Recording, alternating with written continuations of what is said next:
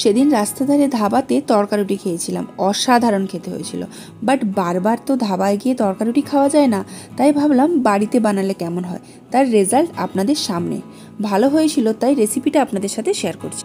নিয়ে নিচ্ছি 500 গ্রাম তড়কার ডাল।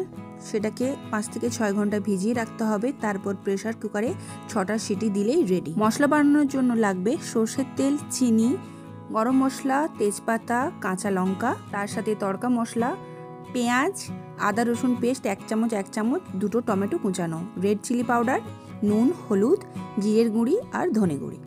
তড়কা মশলায় তড়কা অ্যাড করার জন্য আরও একটু তড়কা মশলা, তার সাথে ডিম, ঘি, পেঁয়াজ কুচানো, আদা কুচানো, রসুন কুচানো, তার সাথে ক্যারি লিভস, গোটা সর্ষে 1 চামচ আর কাঁচা লঙ্কা মাস্ট।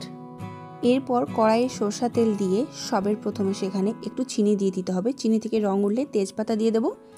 তেজপাতা একটু ভাজা হয়ে গেলে গোটা গরম মশলা দিয়ে একটু নেড়ে চেড়ে এখানে পেঁয়াজটা দিয়ে দিতে হবে। পেঁয়াজটা 2 মিনিট ভাজার পরে এখানে টমেটোটা দিয়ে দিতে হবে। টমেটোটা নেড়ে চেড়ে নিয়ে আদা বাটা এবং রসুন বাটার পেস্ট দিয়ে নেড়ে চেড়ে নিতে হবে 2 মিনিটের জন্য। সিদ্ধ হয়ে গেলে অল্প একটু নুন দিয়ে দেবো। একটা বাটিতে 3 চামচ হলুদ গুঁড়ো, 2 চামচ জিরের গুঁড়ো, 1 চামচ ধনে গুঁড়ো এবং রেড চিলি পাউডার দিয়ে জল দিয়ে একটা ব্যাটার তৈরি করে নিতে হবে।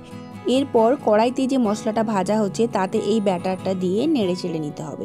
ততক্ষণ পর্যন্ত নাড়তে হবে যতক্ষণ না তেল ছাড়ছে, আর গ্যাসটা থাকবে মিডিয়াম থেকে লো ফ্লেমে। বেশি হাই ফ্লেম করলে কিন্তু মশলাটা পুড়ে যেতে পারে। 2টো কাঁচা লঙ্কা এবং তড়কা মশলা দিয়ে আরও খানিকটা আমরা মশলাটাকে ভেজে নেব। মাঝে মাঝে জল দিয়ে নাড়তে থাকবো।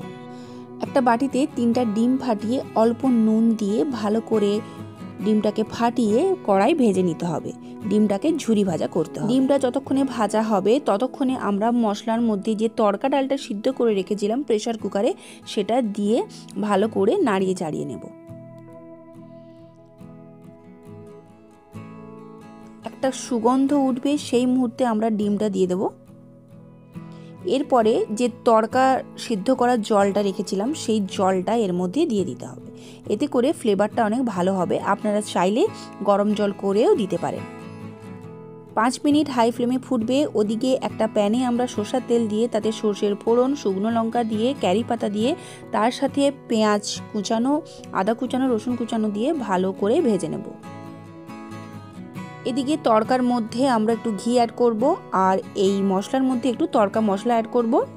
এরপর ফুটন্ত তড়কার মধ্যে এই ছোঁকটা আমরা দিয়ে দেব। দিয়ে নাড়িয়ে চাড়িয়ে নামিয়ে নিলেই রেডি রেস্টুরেন্ট স্টাইল। এরপর একটা প্লেটের মধ্যে তড়কা, তার সাথে পেঁয়াজ, কাঁচা লঙ্কা রুটিতে সার্ভ করলেই রেডি খাওয়ার জন্য। আশা করছি ভিডিওটা আপনাদের অনেক ভালো লেগেছে। আরও এরকম নিত্য নতুন রান্নার রেসিপি পেতে অবশ্যই আমাদের চ্যানেলটিকে সাবস্ক্রাইব করে আমাদের সাথে থাকুন।